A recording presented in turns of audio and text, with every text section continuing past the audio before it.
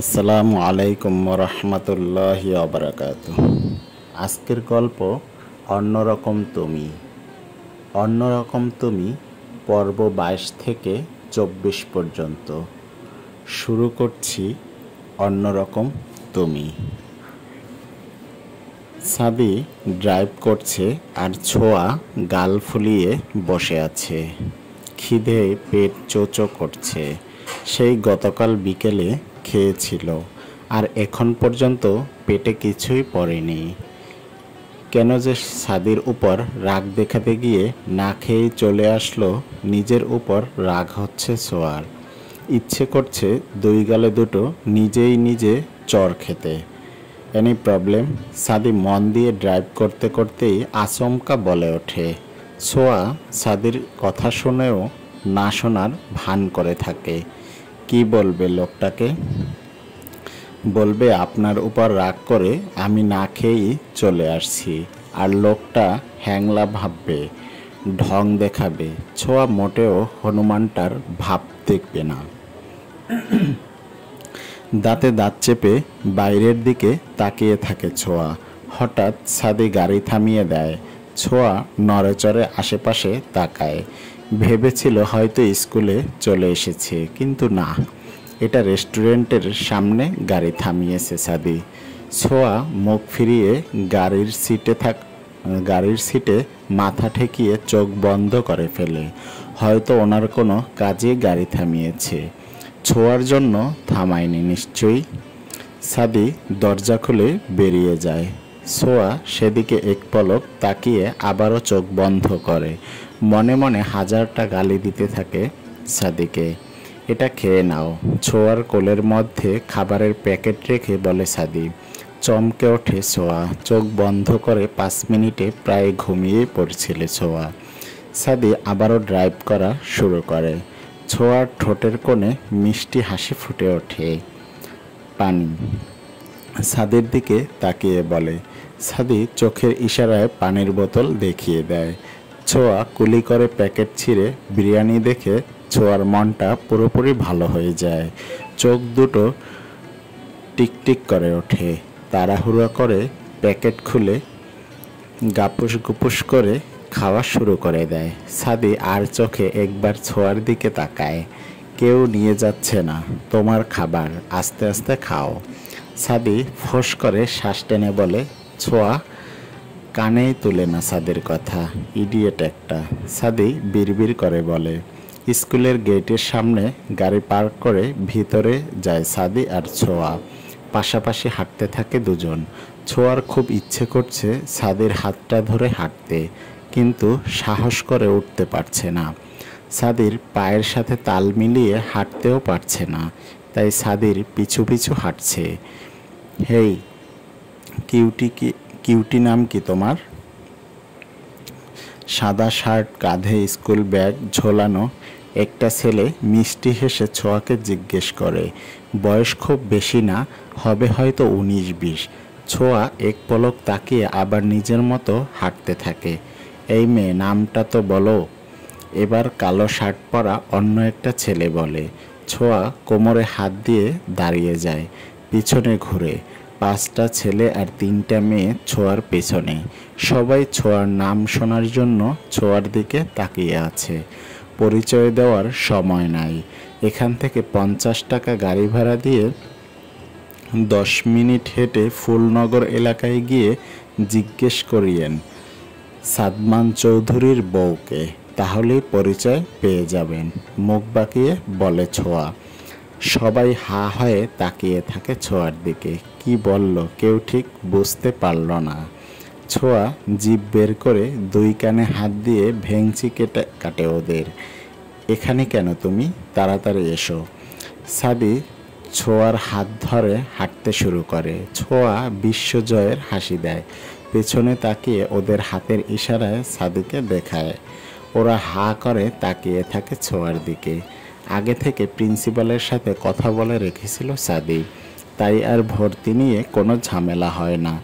Sir ছোঁয়াকে আজকে থেকেই class করতে বলে। ছোঁয়া গদগদ হয়ে যায়। প্রিন্সিপালের রুম থেকে বের হয়ে সাদি ছোঁয়াকে জিজ্ঞেস করে আজকে থেকে ক্লাস করবে কিনা। অবশ্যই একটা ক্লাসও আমি মিস করতে চাই না। সাদি ছোঁয়াকে ক্লাসরুমে নিয়ে যায়। ছেলে মেয়ে সব একসাথে বসেছে। বিরক্ত হয় সাদি। ছেলে মেয়ে একসাথে কেন বসবে? একটা মেয়ে একা বসেছে। সাদি ছোঁয়াকে নিয়ে ওই মেয়েটার কাছে যায়। এক্সকিউজ মি আপু। মেয়েটা উঠে দাঁড়ায়। কি বলবেন ভাইয়া? তোমার পাশে ওকে বসতে দিবা? ও নতুন। হ্যাঁ, কেন দেব না। ধন্যবাদ আপু। তোমার বাসা কোথায়? ফুলনগর। Wow, great. আমাদের বাসাও ফুলনগর। ছুটির সময় একসাথে যেও, কেমন? ঠিক আছে। ওকে, একা ছিল না, একসাথে থেকো দুজন। মেয়েটা মিষ্টি হেসে মাথা নাড়ায়। ছোঁয়া ভুরু কুঁচকে ওদের কথা শুনছে। সাথী ছোঁয়ার দিকে এক পলক তাকায়। ওর মাথায় একটু প্রবলেম আছে বুঝলে। একটু একটু আধটু বাদরামি করবে। মারাত্মক কোনো বাদরামি করলে আমাকে কল করবা, কেমন? মেয়েটার কানের কাছে মুখ নিয়ে ফিসফিস করে বলে সাদি। খিলখিল করে হেসে ওঠে মেয়েটা। ছোঁয়া নাক ফুলিয়ে ওদের দিকে ভুরু কুঁচকে তাকিয়ে থাকে। সাদি মেয়েটার খাতায় নিজের নাম্বার লিখে দেয়। আসছি। ছোঁয়ার দিকে বলে ফোন দেখতে দেখতে চলে যায়। ছোঁয়া মুখ বাঁকায়। ভাবখানা দেখে যেন শাহরুখ খান। করলা একটা। গাল ফুলিয়ে মেয়েটার পাশে বসে আছে ছোঁয়া। হে, আমি প্রভা, তুমি? আমি ছোঁয়া। আর কিছু বলার সুযোগ পায় না, তার আগেই স্যার চলে আসে। সিমি আর সিফাতের মাঝে ঝগড়া চলছে। কেউ কারো কথা শুনছে না। যে যার মতো বলেই যাচ্ছে। পরি দুজনের মাঝখানে বসে একবার সিমির দিকে তাকাচ্ছে তো আরেকবার সিফাতের দিকে তাকাচ্ছে। দুজনের চিৎকার চেঁচামেচি বেচারা পরির মাথা ধরে যাচ্ছে। পাক্কা 1 ঘন্টা বকবক করার পর দুইজনেই ক্লান্ত হয়ে বসে পড়ে। জোরে জোরে শ্বাস নিচ্ছে সিমি আর সিফাত। সিমি পরীকে নিয়ে যাবে, কিন্তু পরি যাবে না। খুব মন খারাপ হয়ে যায় সিমির। মায়ের থেকে বাবা বড় হয়ে গেল, চোখের কোণে চিকচিক করছে পানি। পরি সিফাতের কোলে ঘাপটি মেরে বসে আছে। খুব শক্ত করে সিফাতের গলা আঁকড়ে ধরেছে, যেন ছেড়ে দিলেই পালিয়ে যাবে। মামনি, মায়ের সাথে চলে যাও। সিফাতে পরির মাথায় হাত বুলিয়ে দিয়ে বলে, আমার মাকে চাই না পাপ্পা, আমি তোমাকে ছাড়া থাকতে পারি না। কান্না করে দেয় পরি। থরথর করে কাঁপছে দেখেই বোঝা যাচ্ছে খুব ভয় পেয়ে গেছে। সিমি এক দৃষ্টিতে তাকিয়ে আছে পরির দিকে। চোখ থেকে টপ টপ করে গড়িয়ে পড়ছে অশ্রুধারা। গলা ধরে আসছে, সিমিও এভাবে যাবে না, তুমি চলো, আমি ওকে গাড়ি অবধি দিয়ে আসছি। মাথা নিচু করে বলে সিফাত। পরি মুখ লুকায় সিফাতের বুকে। আরও একটু শক্ত করে জড়িয়ে ধরে সিফাতের গলা। সিমি তাচ্ছিল্য হাসে। আমি তোমার মতো অমানুষ নই। তুমি পেরেছিলে দুধের শিশুকে মায়ের থেকে ছিনিয়ে আনতে, কিন্তু আমি পারবো না বাবার থেকে মেয়েকে আলাদা করতে। লম্বা দম নেয় সিমি। হাতের উল্টো পিঠে চোখের পানি মুছে নেয়। 2 দিন সময় দিলাম, আমার মেয়েকে বুঝিয়ে আমার কাছে ফিরিয়ে দেবেন। আর আপনি অনেক দূরে কোথাও চলে যাবেন, যাতে আমার মেয়ে চাইলেও আপনার এই ঘৃণিত মুখটা না দেখতে পারে। চলে যায় সিমি। পরীকে আঁকড়ে ধরে সিফাত। ছেলেদের না কি কাঁদতে নেই, কিন্তু এখন যে খুব কান্না পাচ্ছে সিফাতের। দম বন্ধ হয়ে আসছে, মরে যেতে ইচ্ছা করছে। কেউ নেই যার কাছে নিজের কষ্টের কথা বলে নিজেকে হালকা করবে। মাথায় হাত বুলিয়ে আমি আসি তো, সব ঠিক করে দেব বলার মতো কেউ নেই। মহান আল্লাহ তাআলা নিখুঁত সৃষ্টির এই দুনিয়াটা বিষাক্ত লাগছে। ছুটে যেতে ইচ্ছে করছে, কাটছে শান্তির দেশে। ছুটে যেতে ইচ্ছে করছে শান্তির দেশে, যেখানে কেউ ভুল বুঝবে না। পাপ্পা, আমি কখনো তোমাকে ছেড়ে যাব না। সিফাত মেয়ের মাথায় চুমু খায়। আমাকে যে তোমায় ছাড়তেই হবে মা, আমি যে খুব খারাপ মানুষ, মনে মনে বলে সিফাত। পাশের রুমের দরজা বন্ধ করে দেয়ালে পিঠ ঠেকিয়ে বসে আছে সিমি। এত বছর পর হঠাৎ করে মনে পড়ে যায় সিফাতের সাথে কাটানো মধুর দিনগুলো, যেই দিনগুলোতে কোনো দুঃখ ছিল না, কত ভালোবাসা ছিল দুজনের মধ্যে। আচ্ছা, এতটা ভালোবাসার পর কি করে পারলো ছেড়ে দিতে?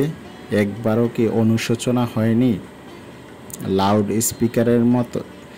স্পিকারের এত বছরের প্রিয় গানটা ছেড়ে সিমি বন্ধ দরজা, অন্ধকার রুমে, নিস্তব্ধ পরিবেশে যদি থাকতে তুমি বাঁচতে আর লাগতো না কঠিন, যদি থাকতে তুমি কাটতে আমার দিনগুলো রঙিন, যদি থাকতে তুমি সামনে তোমায় এনে দিতাম সব যা যা চাইতে তুমি, তুমি বলার আগে বুঝতাম আমি যখন মন খারাপ করে থাকতে তুমি এমন হবে কোনোদিন আমি আগে ভাবিনি, যে তোমার ছাড়া বাঁচতে না আর সে কেন বিলীন। সবগুলো ক্লাস শেষ করে স্কুলের সামনে থাকাটা ফুচকা স্টলে যায় ছোঁয়া আর প্রভা। ফুচকা ছোঁয়ার মারাত্মক পছন্দ। ফুচকা হলে আর কিছুই লাগে না। মামা কড়া করে ঝাল দিয়ে 3 প্লেট ফুচকা দিন বলেই ছোঁয়া চেয়ারে বসে পড়ে। এই ছোঁয়া, আমি এত ঝাল খেতে পারি না। প্রভা কাঁচুমুচু হয়ে বলে, তোর জন্য কে অর্ডার করছে? কেন, তুই না 3 প্লেট বললি? সবগুলোই আমার জন্য, তুই খেতে চাইলে অর্ডার দে। ছোঁয়া ফোন দেখতে দেখতে বলে। প্রভা ভুরু কুঁচকে কিছুক্ষণ তাকিয়ে থাকে ছোঁয়ার দিকে, তারপর নিজের জন্য অর্ডার দেয়। খাওয়া শেষ করে দুজন হাঁটতে থাকে ফুটপাতের রাস্তা ধরে। উদ্দেশ্য, আজকে হেঁটেই বাসায় যাবে। প্রভা নিজের বয়ফ্রেন্ডের গল্প শোনাচ্ছে ছোঁয়াকে। ছোঁয়াও মন দিয়ে শুনছে।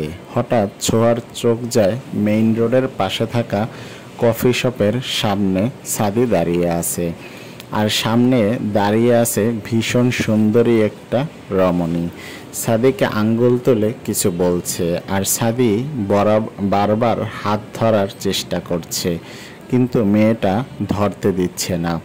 বুকের ভিতর ধক করে ওঠে ছোঁয়ার। এক দৃষ্টিতে তাকিয়ে দেখতে থাকে ওদের। কি সুন্দর মানিয়েছে সাদির সাথে। তো ছোঁয়া বেমানান। ছোঁয়া কোনো দিক দিয়েই সাদির যোগ্য না। মুচকি হাসে ছোঁয়া। এই ছোঁয়া, এই দেখো তোর ভাইয়া।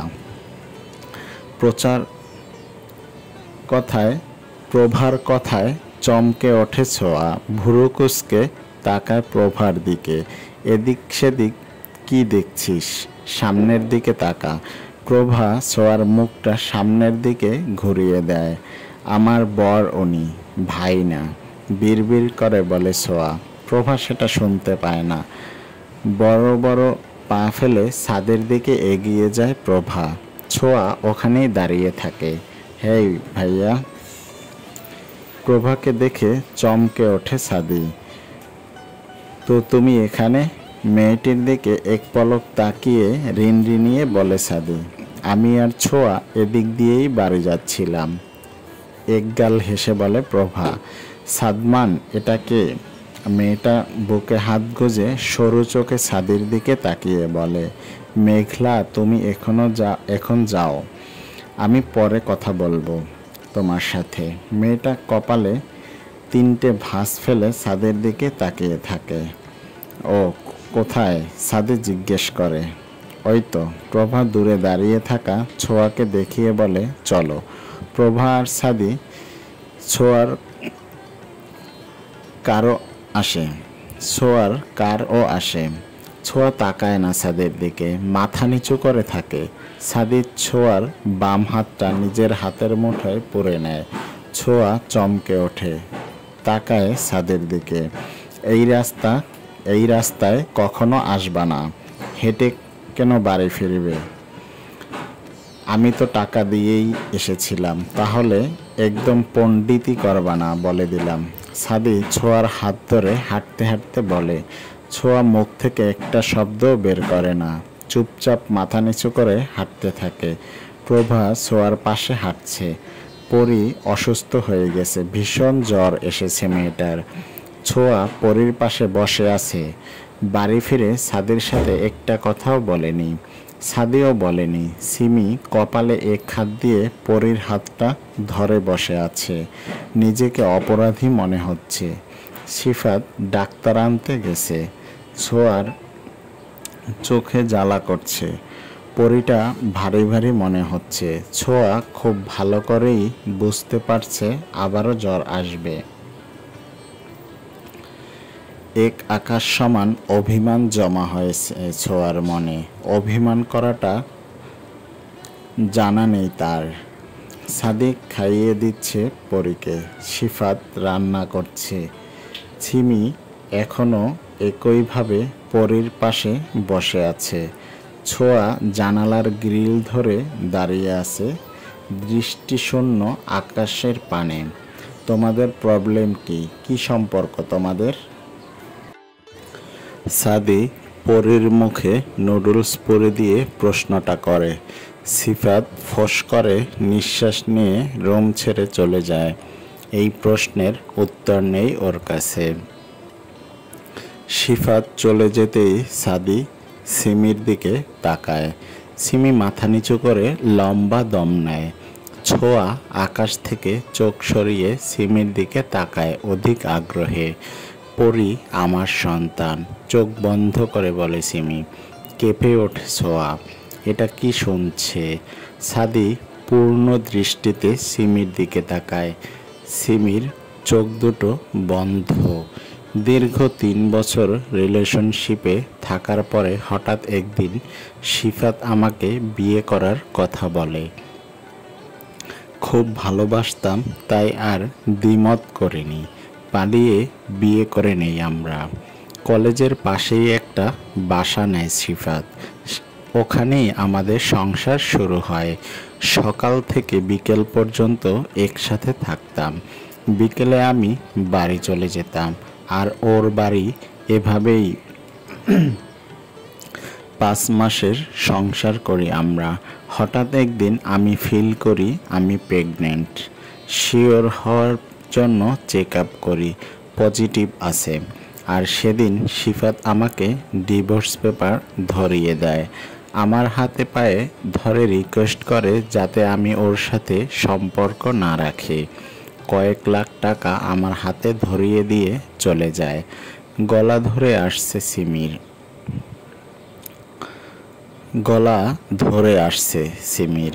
পুরনো ঘাস তাজা হয়ে উঠছে। হাউমাউ করে কান্না করে ফেলে সিমি। বোনের কথা শুনে আর কান্না দেখে ছোঁয়া নিজেকে আটকে রাখতে পারছে না। 2 হাতে মুখ চেপে কান্না করতে থাকে। সাদি ছোট্ট পরীর দিকে তাকিয়ে আছে।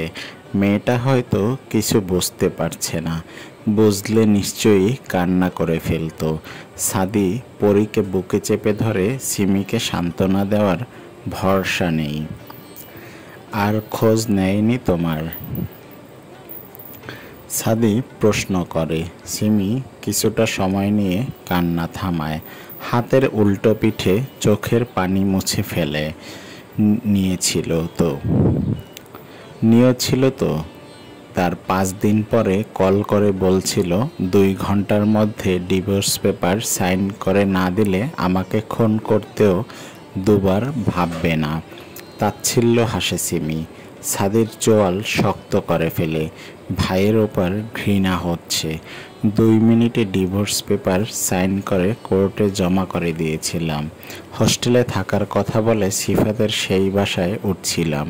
দিনরাত ওখানেই পরে থাকতাম, কারণ আমার যাওয়ার মতো জায়গা ছিল না, হাতে টাকাও ছিল না যে অন্য বাসা নেব। বাচ্চাটা নষ্ট করার মতো দুঃসাহস হয়নি আমার। বাবা মা বোন কারো সাথেই শেয়ার করতে পারিনি। একা একা সামলেছি নিজেকে, কাউকে জানতেও দেইনি। তখন আমার অসহায় জীবনে হিমু আসে। একজন দায়িত্বশীল বেস্ট ফ্রেন্ডের মতো সামলেছে আমায়। দম নেয় সিমি। কাঁদতে কাঁদতে ছোঁয়ার হেসকি উঠে গেছে। সাদি কপালে হাত ঠেকিয়ে সিমির কথাগুলো শুনছে। পরি সাদির বুকে ঘুমিয়ে গেছে। স্যার, আমি এতদিন জানতাম না পরি বেঁচে আছে। হাসপাতালের ডাক্তাররা বলছিল আমার পেট থেকে মরা মেয়ে হয়েছে, কিন্তু না, এটা মিথ্যা ছিল। আপনার ভাই আমার মেয়েকে চুরি করেছিল। আমি আমার মেয়েকে ফিরে চাই। প্লিজ স্যার, দয়া করুন, একটু আমার মেয়েকে ফিরিয়ে দিন, হাত জোর করে কাঁদতে কাঁদতে বলে সিমি। সাদি কি করবে বুঝতে পারছে না। এতগুলো বছর ভাইকে দেখছে, এই পিচ্চিটাকে বুকে জড়িয়েই বেঁচে আছে সিফাত। পরি না থাকলে তো সিফাত বাঁচবে না। আমায় একটু সময় দাও সিমি, সবটা ঠিক করে দেব আমি, প্রমিস। সিমির মাথায় হাত বুলিয়ে দিয়ে বলে সাদি। সিমি করুণ চোখে তাকায় সাদির দিকে। অবিচার করব না, এইটুকু বিশ্বাস রাখতে পারো। তোমার মেয়ে তোমারই থাকবে। সিমি মাথা নিচু করে সাদি পরীকে সিমির কোলে দেয়। তোমার কাছ থেকে অনেক কিছু জানার আছে আমার, একটু সময় দাও আমায়। পরীর মাথায় হাত বুলিয়ে চলে যায় সাদি। ছোঁয়া পিছন থেকে জাপটে ধরে সিমিকে। দুই বোন আজকে মনের মধ্যে যত কান্না জমে আছে সবটুকু বের করে দিচ্ছে। মনের মধ্যে জমানো পাহাড় সমান রাগ, অভিমান, না পাওয়ার কষ্ট, সব কান্নার মাঝেই প্রকাশ করছে। বইয়ের দিকে তাকিয়ে গভীর ভাবনায় বিভোর ছোঁয়া। ছোট্ট মনে অনেকগুলো প্রশ্ন জমা হয়েছে, কিন্তু একটা প্রশ্নেরও উত্তর জানা নেই। হেই, ছাদের বিছানায় বসে ল্যাপটপে নিজের কাজ করছে, আর ছোঁয়া টেবিলের চেয়ারে বসে পড়ছে। অনেকক্ষণ ছোঁয়াকে আনমনা দেখে কয়েকটা ডাক দেয় সাদি, কিন্তু ছোঁয়ার কোনো হুঁশ নেই। তাই হাতের কাছে থাকা কলমটা ছুঁড়ে দেয়। হকচকিয়ে ওঠে ছোঁয়া, চোখ তুলে তাকায় সাদের দিকে। কিছু বলবেন? ছোঁয়া রিনরিনিয়ে বলে, বইয়ের দিকে তাকিয়ে কি ভাবছো? সাদি ভুরু কুঁচকে প্রশ্ন করে। ছোঁয়া বই বন্ধ করে রেখে বিছানায় গিয়ে গোল হয়ে বসে। ততক্ষণে সাদি আর ল্যাপটপে মন দিয়েছে। আজকেও আপনাকে বেলি ফুল কে দিয়েছে? ছোঁয়া মাথা নিচু করে প্রশ্ন করে। কিনে এনেছি। সাদমান চৌধুরী কারো কাছ থেকে কিছু নেয় না। সাদি ছোঁয়ার দিকে এক পলক তাকিয়ে বলে। ছোঁয়া সাদির হাতের দিকে তাকিয়ে আছে। আপনিও কি আমাকে ছেড়ে দেবেন? সাদির চোখের দিকে তাকিয়ে বলে ওঠে ছোঁয়া। সাদি কপালে 3টে ভাঁজ ফেলে সরু চোখে তাকায় ছোঁয়ার দিকে। কত বয়স তোমার? ছেড়ে দেওয়ার কি বুঝো তুমি? ইডিয়েট একটা, ধমক দিয়ে বলে সাদি। ছোঁয়া চমকায় না। সাদির চোখ থেকে চোখ সরায় না। আমার না মনে হচ্ছে আপনি আমার প্রতি দুর্বল। আমি আপনার প্রতি দুর্বল হয়ে পড়ছি। ভালো লাগে আপনাকে। খুব বেশি দুর্বল হওয়ার আগেই না হয় আমাকে ছেড়ে দিন। আমি আপির মতো কষ্ট লুকিয়ে রাখতে পারি না, আর কষ্ট পেতেও চাই না, শান্ত গলায় বলে ছোঁয়া। চোখের কোণে এক বিন্দু পানি জমেছে। সাদি কিছুক্ষণ তাকিয়ে থাকে ছোঁয়ার দিকে, তারপর চোখ সরিয়ে নেয়। ছোঁয়ার কথার উত্তর দেয় না। ছেড়ে দেবেন? আবারও বলে ওঠে ছোঁয়া। হয়তো। সাদি কোল থেকে ল্যাপটপ নামিয়ে ছোঁয়ার 2 বাহু ধরে শুয়ে দেয় ছোঁয়াকে, তারপর গলা অবধি কম্বল টেনে দেয়। তুমি ঘুমাও, আমি তোমার মাথায় হাত বুলিয়ে দিচ্ছি। ছোঁয়ার চোখ দুটো বন্ধ করে দিয়ে বলে সাদি। তারপর আবারও কোলের উপর ল্যাপটপ নিয়ে কাজ করতে থাকে, আর অন্য হাত দিয়ে ছোঁয়ার মাথায় হাত বুলিয়ে দিতে থাকে। আপনি আমাকে ছেড়ে দিলে আমি আপের মতো অপেক্ষা করব না। সাথে সাথে আপনার থেকেও দ্বিগুণ কিউট ছেলেকে বিয়ে করে নেব। আপনার প্রতি আমার কোনো ইন্টারেস্ট নাই, হনুমান একটা। মুখ বাঁকিয়ে বলে ছোঁয়া। সাদি বাঁকা চোখে তাকায় ছোঁয়ার দিকে। ছোঁয়া ভেংচি কেটে পেছন ফিরে শয়। আমার মাথায় হাত বুলিয়ে দিতে হবে না, আপনাকে আমার সহ্য হয় না। সাদির হাতটা ঝাড়া দিয়ে সরিয়ে দিয়ে বলে ছোঁয়া। সাদি দীর্ঘ শ্বাস ফেলে কাজে মন দেয়। অযথা তর্ক করার মুড নাই। সিফাত একটার পর একটা সিগারেট খেয়েই যাচ্ছে। এতদিন মেয়ের জন্য সিগারেট খেত না। সিমির সব কথাই শুনেছে সিফাত, আর সাদির বলা কথাও শুনেছে। সাদি যখন সিমিকে কথা দিচ্ছিল তোমার মেয়ে তোমারই থাকবে, তখন সিফাতের বুকের ভিতর রক্তক্ষরণ হয়েছিল। কি করে থাকবে মেয়েকে ছাড়া? আর পরিও তো সিফাতকে ছাড়া থাকতে পারে না। কি হবে এবার? হাতে থাকা জ্বলন্ত সিগারেট নিজের হাতেই ঠেসে ধরে সিফাত। পাগলের মতো কাঁদতে থাকে। ছোঁয়া ঘুমিয়ে যেতে সাদি আবার ছোঁয়ার মাথায় হাত রাখে। খুব যত্ন করে মাথায় হাত বুলিয়ে দিতে থাকে। তো গাইস, আজ এ পর্যন্তই। দেখা হবে পরবর্তী অন্য কোনো পর্ব নিয়ে, অন্যরকম তুমির অন্য পর্ব নিয়ে। সে পর্যন্ত সবাই ভালো থাকবেন, সুস্থ থাকবেন, আমাদের সাথেই থাকবেন। আসসালামু আলাইকুম ওয়া রাহমাতুল্লাহি ওয়া বারাকাতুহু। আল্লাহ হাফেজ।